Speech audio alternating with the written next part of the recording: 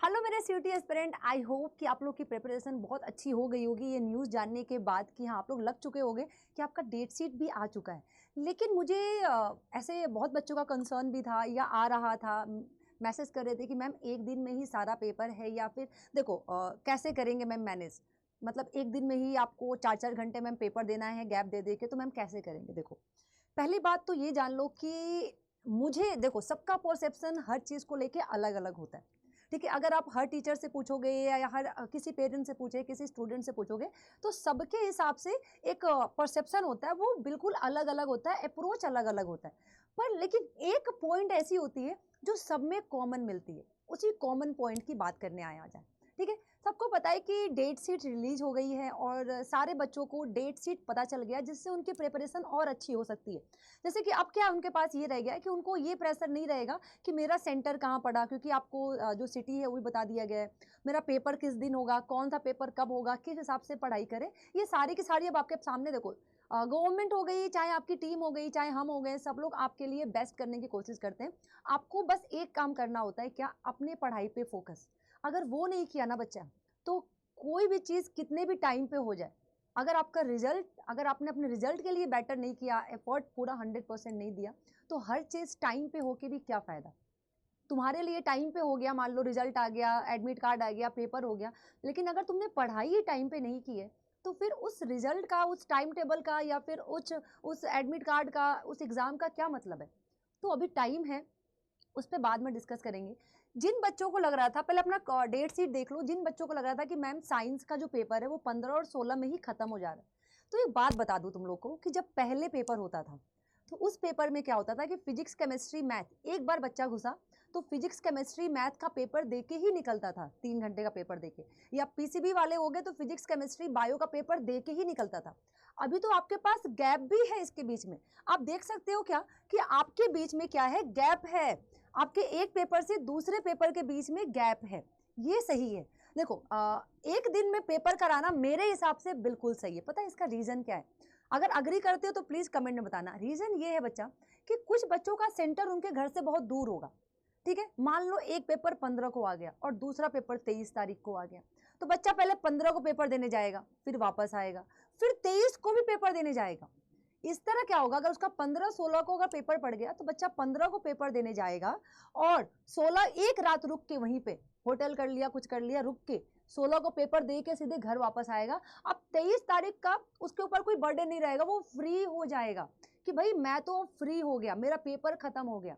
ठीक है, अब पहले की तरह अब आपको अगर मान लो 15 और 16 के बीच में अगर आपको पेपर दोनों, अगर पूरा साइंस खत्म भी करा रहा है, तो आपको एक सब्जेक्ट से दूसरे सब्जेक्ट के पेपर में गैप भी तो दे रहा है। एक पॉजिटिव देखो, हर चीज में पॉजिटिव लेके चलोगे ना तो रास्ते बड़े खूबसूरत हो जाते हैं।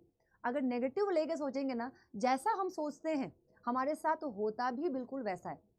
अगर पॉजिटिव लोगे तो यहाँ पे गैप मिल रहा है, 15-75 मिनट का मिल रहा है, यहाँ पे देखो सेशन ब्रेक मिल रहा है आपको। तो मेरे हिसाब से ये बहुत अच्छा है साइंस वालों के लिए कि 1-2 दिन में ही पेपर खत्म हो गया, प्रेशर खत्म हो गया। ऐसा तो नहीं है ना। अच्छा मान लो सीटी का पेपर अगर ऐसा होता, कंबाइंड होता, फिजिक्स केमिस्ट्री मैथ इंग्लिश और जीटी सब साथ में आ जाता, नहीं देते पेपर? तब भी देते हैं ना पेपर। थोड़ा सोचो, मतलब पॉजिटिव थिंग लेके जाओ अपना कि अगर फिजिक्स केमिस्ट्री मैथ और साथ में आपका क्या कहते हैं, बायोलॉजी भी होता, बायोलॉजी पर अपना बायोलॉजी करते, और साथ में अगर आपका आ जाता है क्या, क्वांट भी आ जाता, रीजनिंग भी आ जाता, मतलब जीटी भी आ जाता और इंग्लिश भी आ जाता। अगर कंबाइंड टेस्ट होता पूरे सब्जेक्ट का, तो नहीं देते? बिल्कुल देते यार, देते हैं, बच्चे देते हैं। सोचो जो बच्चे एंट्रेंस की तैयारी करते हैं, जिसमें आपका इंग्लिश भी है, मैथ्स भी है, साइंस भी, जो मतलब जीए भी है, सब कुछ है, दे रहे हैं कि नहीं दे रहे? तो उस हिसाब से अगर सोचोगे तो तुम्हारा पेपर का टाइम बहुत, 2 दिन पूरा जाएगा, लेकिन मेंटल प्रेशर कम भी होगा उस इस गैप में, और 2 दिन में पूरा का पूरा रिलैक्स भी हो जाओगे। साइंस वालों की बात कर रही हूँ मैं, बाकी सबका पेपर तो सही है। मुझे नहीं लगता है कि हाँ इसमें चेंज होना चाहिए। अगर तुम चाहते हो चेंज होना चाहिए तो देखो गवर्नमेंट ने तो डेट रिलीज की है, एडमिट कार्ड आना अभी भी बाकी है, तो तुम लोग अपना कमेंट करते हो जाना। लेकिन मेरा परसेप्शन ये कहता है कि बिल्कुल सही है, क्योंकि इसमें आपको गैप मिल रहा है। अगर यही पेपर एक साथ आता तब भी देते, मजबूरी का नाम महात्मा गांधी सुना है ना, तब भी देते। तो जब ये मिला है तो इसमें खुश होना हमारा फर्ज बनता है। देखो एनटीए ने डेट रिलीज किया है, अगर आप साथ से एक दिन केमिस्ट्री का, दूसरे दिन फिजिक्स का, तीसरे दिन मैथ का, तो 3 दिन तक वो प्रेशर रहता। लेकिन 3 दिन तक सेंटर पे, अगर किसी का सेंटर बहुत दूर है तो 3 दिन तक सेंटर आपको जाना पड़ता। अब इस तरह क्या गए, सेंटर पे गए, पेपर दिया, फिर फटाक से चले आए। अब देखो मुझे ऐसा लगता है, देखो परसेप्शन बता रही हूँ, बहुत बच्चों को भी ऐसा लगता होगा कि लगातार पेपर होने में जो प्रेशर नहीं आता वो गैप दे के पेपर आने में होता है, प्रेशर आ जाता है, क्योंकि पढ़ाई तो हम कर ही चुके हैं, प्रिपरेशन जो हमें जितना करना था हम एग्जाम से पहले कर चुके होंगे। तो इस पेपर में अगर आपको एक दिन का गैप मिल भी जाता तो कैसे क्या रिवाइज करते, बस फॉर्मूले रिवाइज करते ना, प्रैक्टिस तो नहीं करते, सब्जेक्टिव तो है नहीं है, तो बस फॉर्मूले रिवाइज करते, तो वो कहीं ना कहीं ज़्यादा पेपर खराब कर देता है हमारा। तो आपको बस अपनी पॉजिटिव वाइब के साथ, अपनी पॉजिटिव सोच के साथ इस पेपर को देना है। तुम सब पढ़ चुके हो, तुम सब एक्सपीरियंसड हो, तुम सब इस रास्ते पे एक बार चल चुके हो, बस मंजिल चेंज है। 12th का एग्जाम था, आज CUT का एग्जाम है, बस इसके अलावा कोई चेंजेस नहीं है, बस पेपर है, अच्छा जाएगा, खुद पे भरोसा रखो, कॉन्फिडेंस के साथ जाओ और पेपर बहुत अच्छा जाएगा। ये डेट शीट जो है इससे कुछ नहीं होता है, आपका नज़र सिर्फ अपने एक सीट पे होना चाहिए।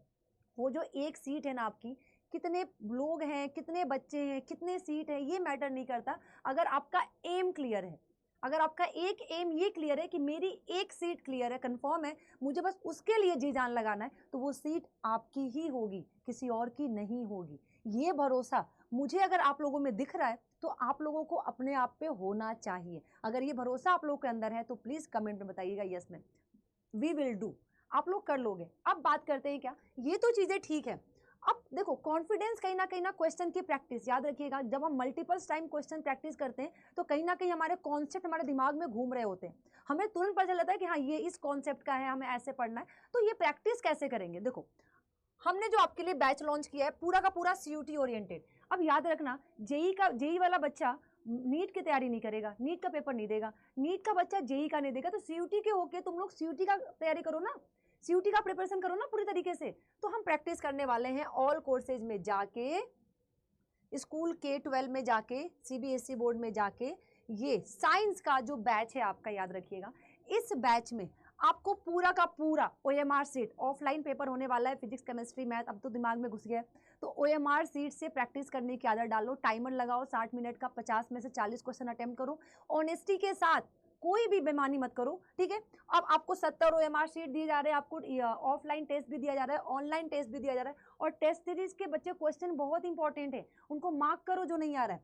आपको आज ही जाके इसमें क्या करना है, बाय नाउ करना है, और यहाँ पे अनु20 कोड यूज करना है, ANU, कैपिटल स्मॉल कुछ भी यूज करो, अनु20 में कैपिटल स्मॉल कुछ भी यूज करो, आपको कोई फर्क नहीं पड़ता। जैसे ही अप्लाई करेंगे बच्चा, आपको यहाँ पे देखो 17% का ऑफ मिलेगा, 2300 का बैच है, प्रैक्टिस है, आपको आपकी ड्रीम यूनिवर्सिटी में जाने का ये एक रास्ता है, क्योंकि देखो पढ़ चुके हो बहुत अच्छा है, लेकिन प्रैक्टिस बहुत इंपॉर्टेंट है। हम आपको यहाँ पे हर टाइप के क्वेश्चन कराने वाले हैं, चाहे PYP से रिलेटेड हो, चाहे मोस्ट इंपॉर्टेंट एक्सपेक्टेड क्वेश्चन हो, हम आपको सब CUT से ओरिएंटेड कराने वाले हैं, जो एग्जाम में आपको वैसा देखने को मिल जाएगा। भरोसा किया है तो साथ चलो, मंजिल तक छोड़ के आने वाले हैं, ऐसे नहीं छोड़ के आने वाले, रिजल्ट तक भी साथ रहेंगे आपके, ठीक है। तो बस कुछ नहीं, अब जो भी है अब आ चुका है, मैक्सिमम डिस्काउंट के लिए अनु20 कोड यूज करो और आ जाओ बैच में, प्रैक्टिस करते हैं CUT से रिलेटेड। तब तक के लिए खुश रहो यार, और अपने इस पढ़ाई को इंजॉय करो, ये एक इंजॉयमेंट होती है, इसको इंजॉय करोगे तो एकदम इजीली अपने मंजिल पे पहुंच जाओगे। और मिलते हैं बैच में, थैंक यू सो मच, अपना ख्याल रखो।